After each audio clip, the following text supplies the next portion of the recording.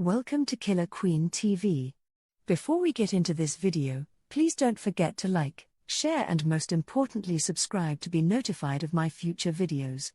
I do top 10s, tribute videos and fact videos, so remember to hit the subscribe button to be notified of my future uploads.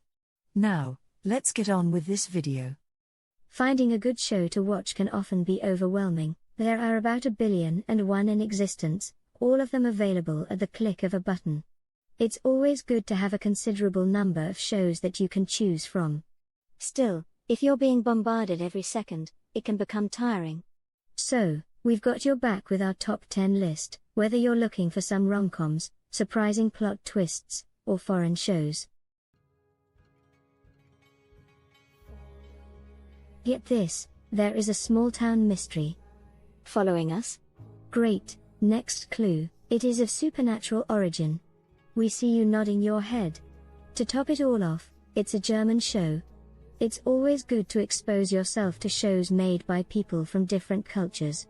You might even fall in love with the language or pick up a phrase or two. Right from the show's first moments, we are captivated by it.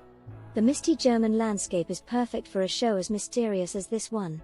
We are assaulted by the mysteries. Why did the kid disappear? What role does the nuclear power plant play? Is there time travel? Or is this a magical vicious cycle? That's a lot of questions, and you can find out the answers for yourselves. This widely popular fantasy book series and game franchise finally got its own TV series in 2019. The glaring success of this series can be attributed to many different factors. Firstly, you have an already existing dedicated fanbase. But other than that, the show does a great job of establishing that it follows its own story that, while rooted in the original Witcher books, really is its own thing. Besides, while many shows struggle with the balance of not trying to alienate the new viewers while not dumbing things down for the older fans, The Witcher does a pretty good job of it. We will not claim it's perfect, as Geralt's character got a significant change after all. He switched from being a not very great person to a himbo, but we are satisfied with it. After all, the age of cleverer Hall is over, and we're more likely to sympathize with someone with good intentions and the ability to fight. If you haven't paid much attention to foreign detective stories of the 20th century, you might have missed the insanely popular Arsène Lupin.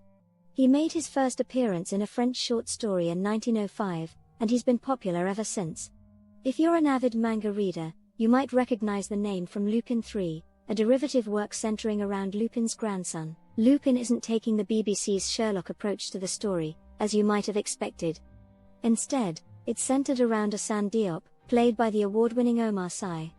Assane's life is deeply connected with the collection of stories of the gentleman thief, and so, in many ways, he becomes Lupin himself.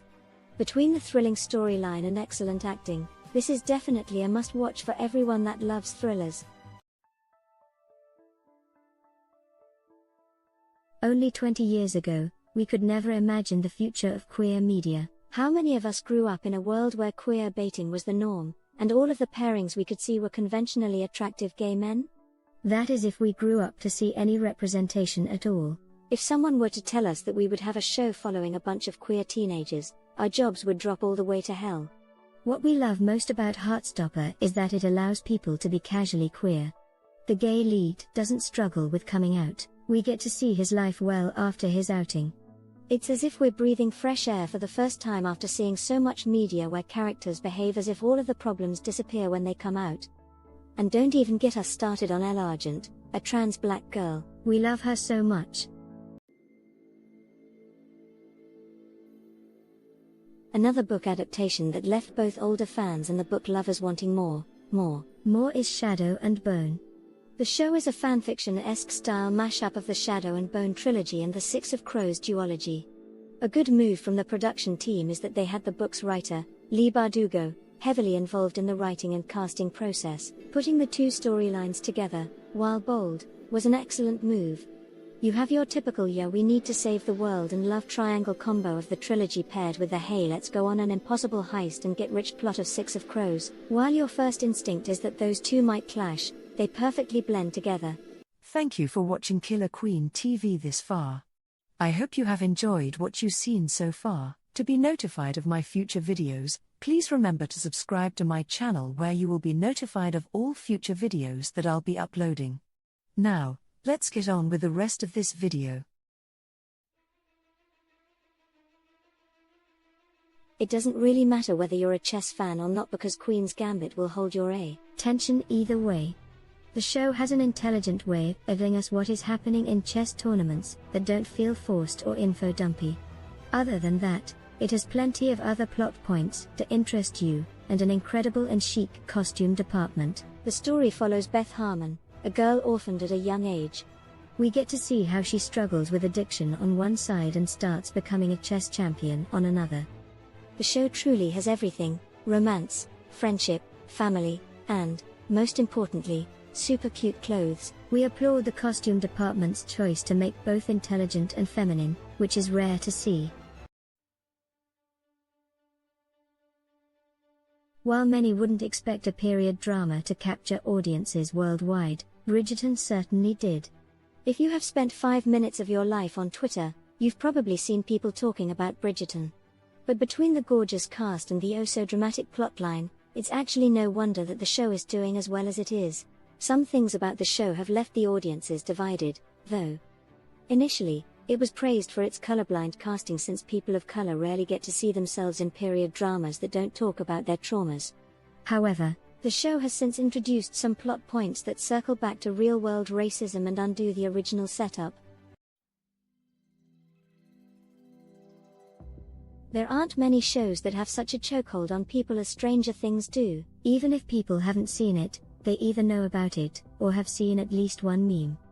We're drawn in from the first episode, trying to solve the mystery that the main characters are surrounded by. We try to unravel the enigma surrounding the fictional town of Hawkins, Indiana, which seems to have something stranger than your run-of-the-mill small-town mystery. Between the disappearance of a young boy and the strange appearance of a girl with telekinetic powers, we know for sure that the events are supernatural. Are you depressed? If you're not, you'll get an order of Depresso Espresso when you finish watching this show. And if you already are, you will most definitely enjoy it, even though it will make you more depressed. Netflix should introduce a feature where they automatically book an appointment with a therapist as soon as you start playing the show or, God forbid, rewatch it. Who knew that an animated show about a talking horse would delve into the depths of the human condition? The show really has no business being that profound as it borders on annoying. But we could never be annoyed at our good friend Bo, even if he gives us existential crises. Prepare some tissues, get a therapist on speed dial, and press play. If you haven't heard of Squid Game by now, call yourself Patrick Star because you must be living under a rock. Everyone and their grandmother have been talking about this non-woke show.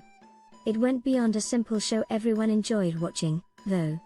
The rise and fall of the Squid Game is a phenomenon to be studied. While the show itself is incredibly executed, emotionally investing, and with an incredible cast, everything else around it is strange.